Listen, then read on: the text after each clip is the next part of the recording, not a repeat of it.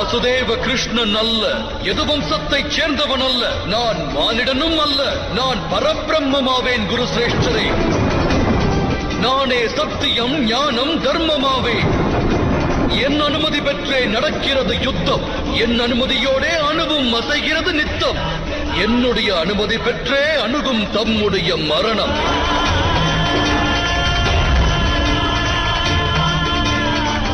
இன்றைய போரில் பாண்டவருக்கு சாதகமாக தங்களால் யுத்தம் புரிவதற்கு இயலாமல் போனாலும் தம் இரு கரத்தில் உள்ள அஸ்திரங்களை தியாகம் செய்து இறைவனை வேண்டி மரணத்தை ஸ்வீகரியுங்கள்.